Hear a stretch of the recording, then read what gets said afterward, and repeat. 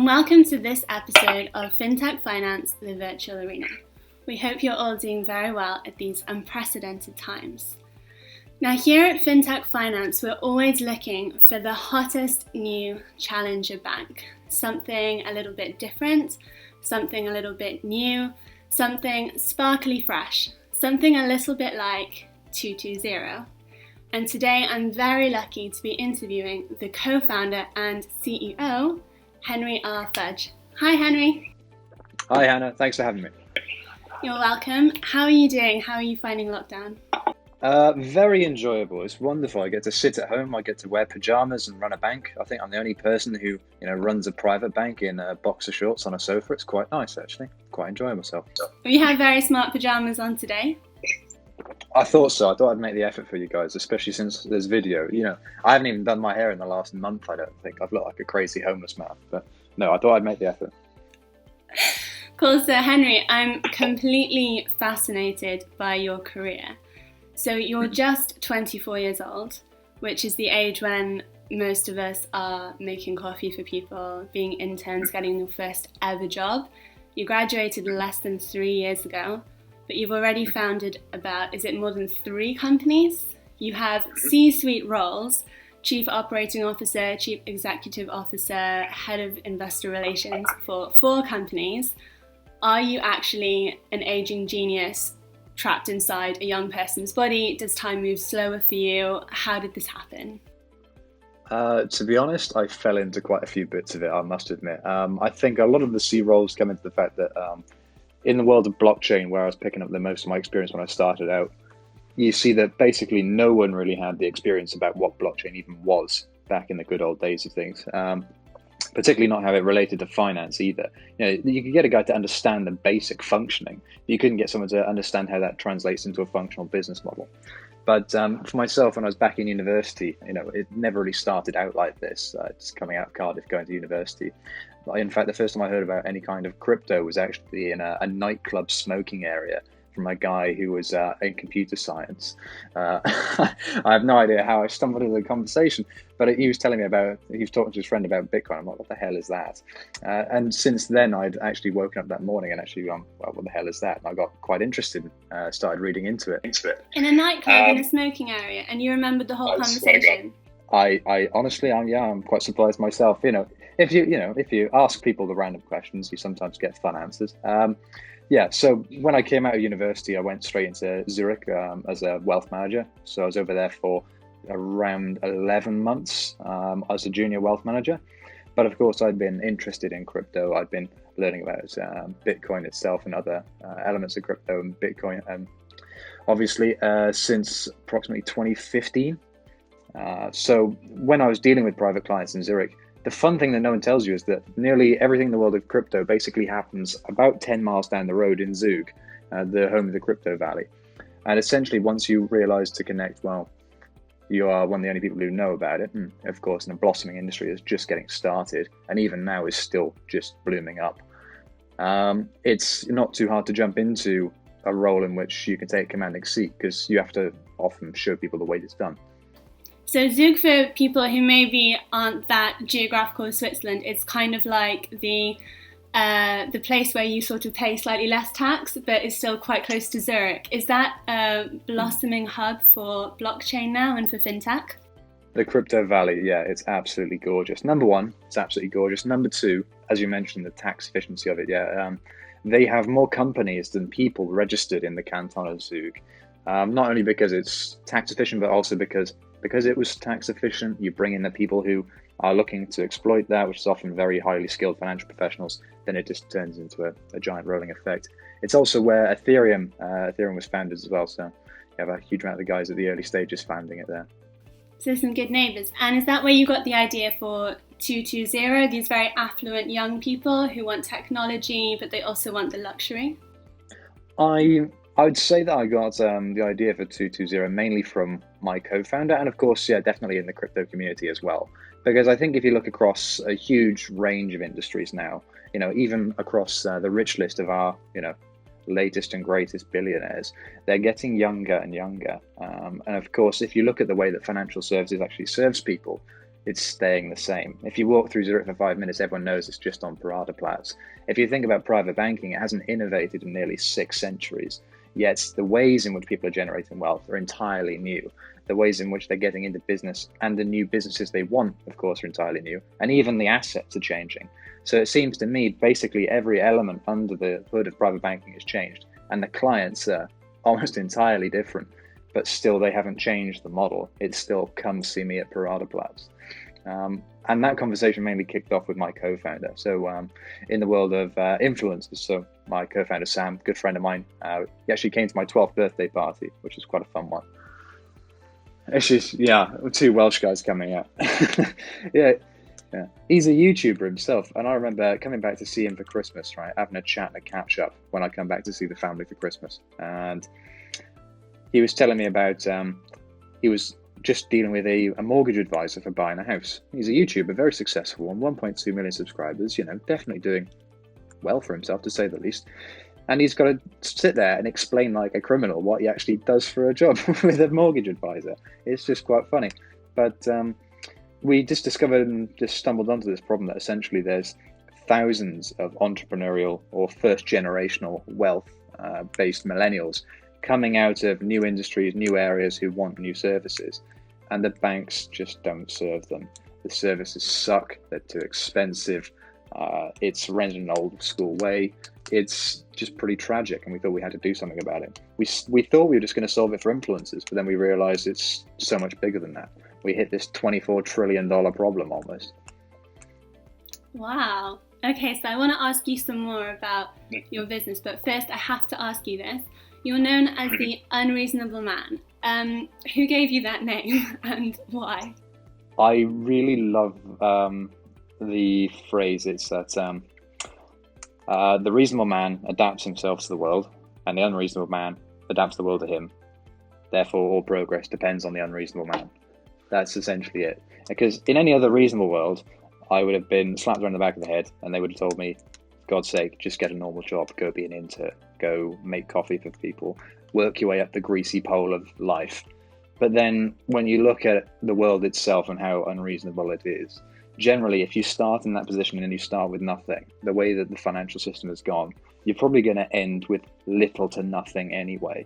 So why not go for it? You might as well try it out. So for me, it was just about getting out there and going for it. Strong answer, fair enough. So I have to ask you about 220. If you had to describe it in just 3 words, what would they be, and tell me why? Clues in the name. So 220 stands for second to none. Ah. There we go. Oh, there we go. Okay. There we go. And you're second to none in... Essentially, we're looking to offer the most premium banking service in all of neobanks. So, of course, there are neobanks like Revolut, which are great for your international transfers, and now they're bolting on more and more pieces. There's Monzo, which is good for your budgeting tools and everything else, apart from the card. Not a fan of Orange. Sorry, Tom. Then, you've got Starling, which is great for business. But if you look at anyone who's going, okay, well, all of these things are basically functional, but what about those who are looking for support in terms of investments or something that would correlate to the colossal market that is a $63 trillion market for private wealth? Colossal market, colossal user base of clients, and the UK leads ahead there, but no one's offering in that space. I think it's because fintech undersells itself. Fintech basically comes in and goes, yeah, we're kind of quirky and cheap, but no one's realized that, in fact, the world of private banking is a perfect place to apply fintech, because, of course, the idea of private banking and the idea a lot of people have in their head is that you'll have your Swiss banker who takes care of it for you. It's almost a luxury that it's taken off your hands. You're almost so wealthy that it's not even your problem to continue being wealthy. Half of the appeal is that that's, a prestigious thing. And of course, walking into Paradeplatz, you can understand why. The nice offices, everything else, the way you get treated, the additional services, the access to beneficial rates. Now, what's more convenient than being able to sign up in 5 minutes? What's more convenient than having everything on demand? In the world of old private banking, while you can call your guy and he can run on his little bike to try and come and save you, it's still an added level of convenience and assistance to have it all in app. It's at your service always. It's the ultimate private banker, essentially. So do you think that your type of clients, are they the kind of people who want the luxury of meeting in, say, central Zurich, somewhere like Paradeplatz? They want all the fuss and they want all the nice things, but they also just want to have the fintech kind of Revolut Monzo convenience as well? The thing is that if you ask these new clients, the old world of clients, they love that prestige, they love sitting in a nice building, and they love the wining and dining that you do in private banking. But when you ask the new clients, if you look in some of the Deloitte statistics they have on millennial wealth, which has been some great statistics so far, they have that millennials choose 59% of the time as a high or very high rating in choosing their wealth manager is focused on value for money, which is quite surprising because private banking is a prestigious element and of course it is quite expensive. It's around 115 basis points as a market average, but of course millennials are looking for it to be far more compressed. Thus why Nutmeg and other providers do quite well. Then of course another 41% as a very high or high rating are looking for ease of use and technology available. Now that's in a world where the average onboarding time for Credit Suisse is 4 weeks, which is pretty archaic. And if you look at some EY numbers, because you're jumping through the numbers the entire time here, there's a fun one where it says only 23% of wealth managers consider digital to be a core strategy focus. And this is the funniest thing, and this is why I thought I was the right person to do this job. Because when anyone ever says the word digital, I always find it hilarious, because I always think about, say, like my nan going, I don't know how to work with the digital. Can you show me how to do this? And I feel like she's going to ask me to show how to use Facebook. It's like almost that, outdated. I'm sorry, nan. But it's, and so when I go there, it's consultant jargon. So I was asking the guy, look, what the hell do you mean by digital? Because digital could be someone's Casio watch from the 80s, or it could be a fully stacked blockchain system, It's just like, well, it includes everything up to using their main website as a marketing presence, as in using it to publish information on a website. So it's literally hilarious. So there's up to 77% of wealth managers sometimes don't even care about having a website. It's quite funny. And that's an industry where we're looking to go into. So yeah, even mild innovation there can definitely drive some massive gain. So who are your customers? I'm trying to imagine them. I guess it's like you said, YouTubers and influencers. Are they Insta stars?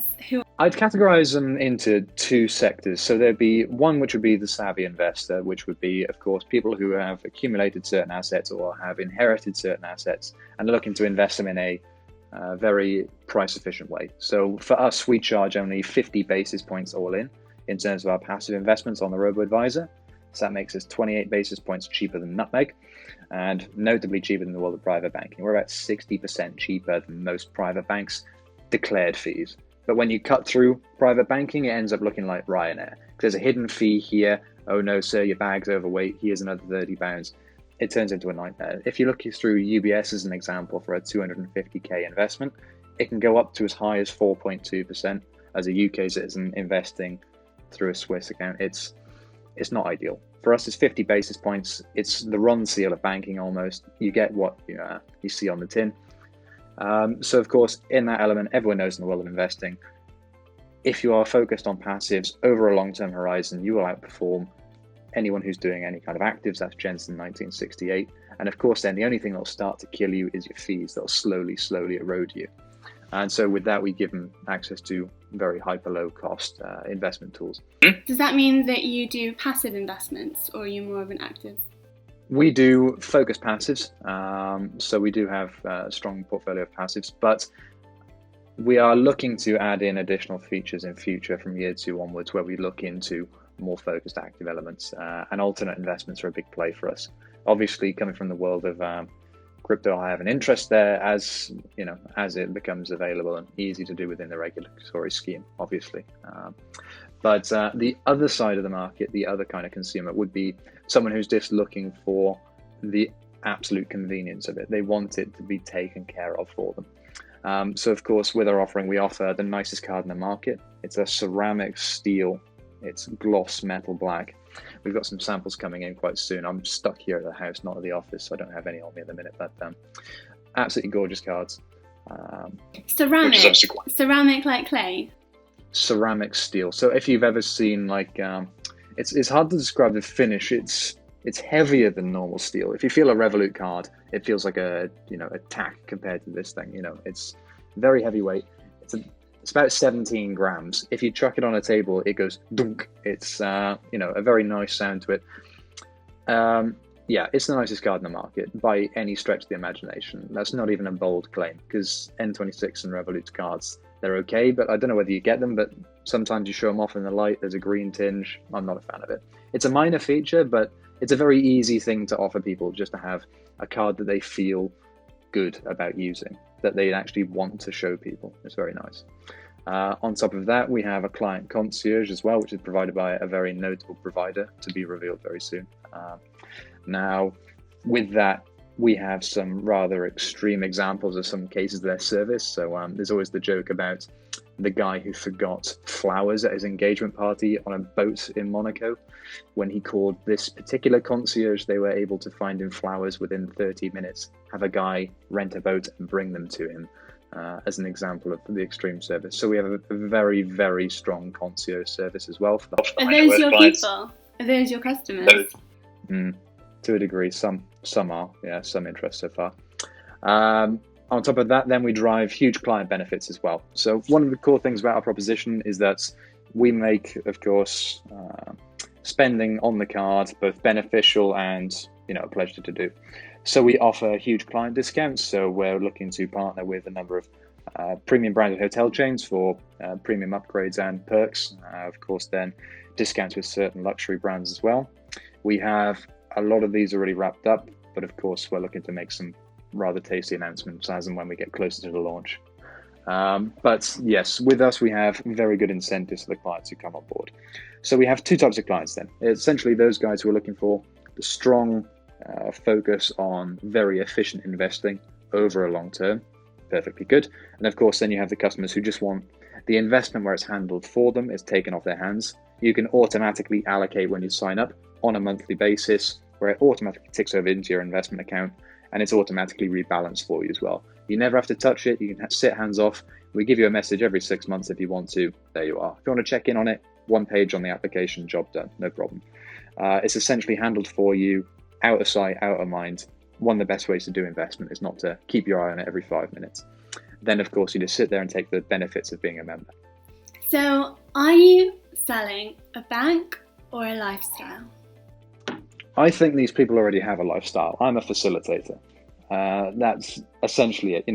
It's a lot of the clients that we do take on, as I mentioned, a lot of the guys who come out of, I'd say, category A user, the efficient investor.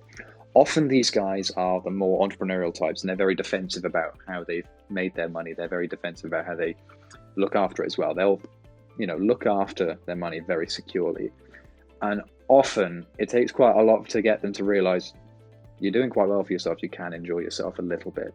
So we like to tempt, user A types to user B, of course, to get them to have a nice lifestyle. So I'd probably agree with you to some degree. But then we also convince the guys who are going a bit mental to also make wise investment decisions. We essentially correlate, of course, wealth as the ability to live a full life almost.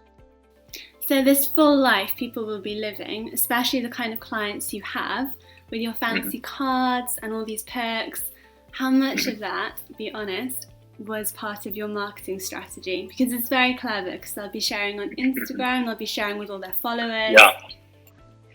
Well, it's always nice as a quality, as a sign of quality in a bank that people actually want to shout about it. And in the world of private banking, is you probably know as well, it's all about having those personal referrals.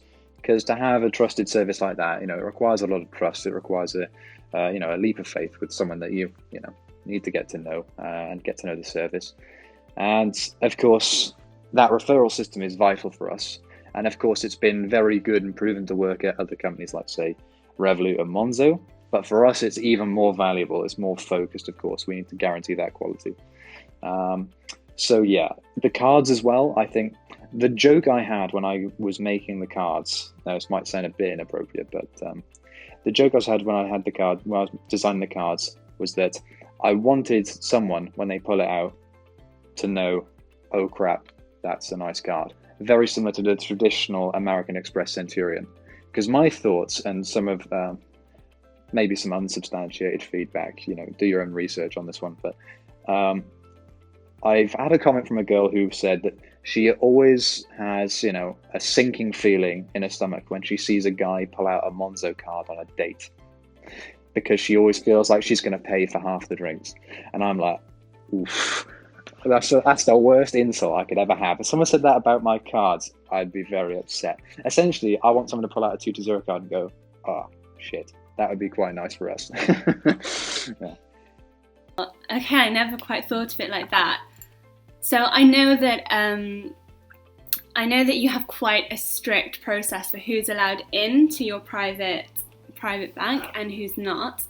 What would you have to do to get kicked out? If you were in the press being sick on the pavement, would that be enough? There's not much you'd have to do to potentially lose a place to come in. Of course, we do have duties to all the clients and everything else, but generally we're very strict on the way in. So we do have, general terms of service on the inbound and the applications for clients. I can't tell you everything about the way that we accept clients. It's not focused solely on the numbers on the start. We do accept from a range of wealth backgrounds, of course. We do support, of course, people coming out and making success themselves. So influencers as well, who are just starting out, working their way up as well. But to get kicked out, we do run media checks as well on some of our clients as part of the advanced AML KYC as well. So it also checks against a number of international backgrounds as to how they're represented in the media, which is interesting because I didn't even know that was possible actually. But no, we've got some pretty strict KYC and AML. And I'm not quite sure how to ask this question, to be honest, but is there, when I imagine all these people, I kind of imagine lots of like kind of white, young, rich kids going out on the town, causing a lot of trouble, that kind of thing. How accurate am I? You can never deny there's always going to be a few bad eggs, but I'd ideally not want them to be part of the institution or fully represented. For us, we have more of a focus, and we focus more on the entrepreneurial and up-and-coming wealth. So we focus on guys who've made it themselves. So generally, it comes, don't get me wrong, not all influencers are out here as Boy Scouts and, walking around like Christians on a Friday night. But we do focus on more entrepreneurial wealth and guys who are coming up from the bottom. So often you don't usually get types who go a little bit too crazy like that. Don't get me wrong, I'm never going to hate on someone for having a party, within good means. But I think it's probably, it's almost like a condescending image that sometimes baby boomers put on millennials, especially when they're successful. It's almost like out of an angst or like a what do you call it? A jealousy.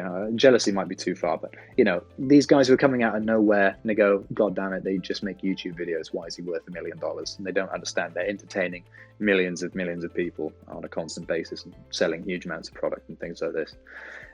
So often you get these people who are going to hate them and hate on them like that. But no, very, very rare you find people like that. So thank you so much. And you yourself, you came from Wales, right? And I'm also from Wales, and I've also gone to Zurich, and I know that is quite a jump. So did that inspire this journey? Definitely, yeah. I'm from the ever beautiful Cardiff. I've also lived around Barry and Penarth as well, which is quite interesting. Yeah, it's definitely a culture shock going into Zurich because, well, I don't think there's anywhere more foreign in terms of economic welfare than Zurich compared to, say, some parts of Cardiff. Not to put down Cardiff, I still live here and I love it, but it's a different world entirely. You don't really understand just how ever-present some of these people are that do actually attain that kind of level of wealth and how normal it is over there, especially even in areas like London as well. It almost seems alien. It seems like a foreign concept. And I think when you come back here, you often see that there's a drop-off in the aspiration because there's that lack of means almost. So when I went out there, you see people who are in Zug who are talking about billions, not millions, which is obviously fun conversations. They're talking about projects that have global scale. Or in Zurich, this international banking, they're dealing with people across the entire world. And I come back to Cardiff and, there's an up-and-coming fintech scene here. And there's, of course, great developments happening here. but you don't have that kind of scale or internationalism. It's often like, at best, you might move from Merthyr to Cardiff and get a job, in finance and do well. You might, have a nicer car on finance kind of thing, which is kind of nice. But like, aspiration is almost capped unless you're going to go to London, and that's really it. And it's just like, well, is that it? That's the glass ceiling for us. We're just trapped there. As soon as you go to Zurich, it's almost a glass floor. Everyone gets dragged up in, the affluence of it, which is definitely interesting. So seeing that definitely dragged me up and dragged the aspiration up. Yeah, and maybe when I went from Wales to Zurich, having a card that proved like an instant status would have been incredibly useful for me. And I really do see the benefit of that as more of a lifestyle kind of change, something that it gives you, so you don't have to prove yourself as like a foreigner from a country that's not quite as rich. So it gives you a passport. Yeah, definitely. I think that's the point of the Veblen status of it. So it operates exactly as a Veblen good. It's an object of status, of course. It's not exactly like a seal of approval, like a university degree, but often, as I mentioned with my co-founder and his difficulties of speaking to this mortgage advisor, you get silly questions from people who just don't get it. And often, if you have a universalized stamp of, look, these people are of this quality, they have a certain value, they are doing a certain thing, then of course it's almost like a seal of approval in the state of other people's minds, and they go, oh, I get it now. These people are doing well, they are making significant money, they are looking after themselves. Because otherwise you end up in this cycle where, of course, you get critiqued from older generations who just don't get sometimes where these kids are coming from.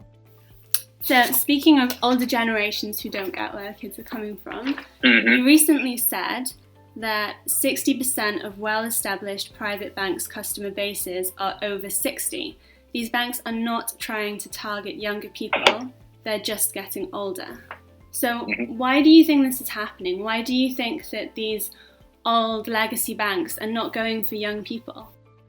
It's a matter of ownership, I'd say. I think it goes right to the top. The problem is that if you go to a private bank right now, they are often privately owned, but they're often run by a CEO who stands outside of a shareholder structure. They're not looking there for a 25-year time horizon. They're looking for next year's bonus. It's the standard state of affairs in most public banks. If you look at, say, me, I'm founding it and running it and starting it. And so for us, I have a more longer term horizon because I'm sticking around for quite a while, hopefully. But yeah, as I mentioned then, 66% of clients are above age 60. And of course, that's fine, perfectly fine, good generation to deal with. But we have to understand there's a limit to human mortality. And of course, in wealth management, a lot of the planning in wealth management is related to inheritance planning. But ironically, the only thing that wealth managers can't do is plan for their inheritance. Because when you see inheritance events go through, 90% of client assets on average are leaving those institutions. They just disappear. Whether you say, it's a kid who's just going to go out and go on a mission, or whether it's going to go to another wealth manager, generally it goes to another financial advisor in the main. But with that, then you see where they're going to. And as I mentioned previously, 59% then go on value for money. Well, none of these incumbents provide value for money. They have too many staff. They have too many legacy systems. They're going too far the wrong way with too much momentum. And to change it, they'd have to scrap the entire thing, burn it down, and start again at my scale to even compete on price. Then, of course, the other 41% want digital. So they're incredibly outdated and they're doing not exactly a great job. UBS, as an example, they have an application. They have 8 of them. 8 separate applications. I've never downloaded 8 separate applications to do one job in my life. That's horrendous. Coots are doing way better, and they have a good team that are turning it around. I quite like Coots, and of course their branding is good. But their application on average has a 2.9 score on the App Store. In the world of fintech, if my devs did that, no, I'm not happy about that, not at all. So when these guys are actually inheriting again, of course, 59% want value for money, 41% want, of course, technology. These guys don't have value for money. They don't have technology. Their onboarding sucks. Their service provision is terrible. It doesn't have any one-place application. So what you see then is this $68 trillion market 90% of it is just going to fall off the books in the next 25 years. As there's a $68 trillion inheritance event that's going to happen before 2040. So the problem for us then is all you've got to do is create a bucket that's going to take what is going to fall out of the wealth management industry. That's really it. As long as you can provide services that fit that niche and fit that service level, it's going to come to you. These incumbents, you can't even claim them as competitors unless they change something, because basically you're just sitting around waiting for their business to fall off their books, basically. And speaking of fresh new approaches, I have a question that I have to ask you. So as you might know, Atom Bank famously has will.i.am on their strategic boards. Snoop Dogg is a shareholder for Klarna. Is the most obvious question, who would you have working with you? Which musical maestro would you have for 220? Oh, that's a hard one. I can't lie. I think Drake would be quite a fun one. I quite like Drake. That'd be, I think I could give him an OVO card. I could definitely give him an OVO card. That'd be fine. I think so, yeah. That would probably be one of the higher ones. There's a good few names in the UK I'm trying to think of, but there's a few UK ones we have in mind, but that's a bit closer to home. Or a Welsh one. So Drake, if you're listening, this is your opportunity to get your own variant ceramic cards. Get in touch. So that's everything today at the Fintech Finance Virtual Arena. Thank you so much to Henry for joining, and thank you everybody for listening, and we'll see you again soon. Bye. Thanks for having me. Bye.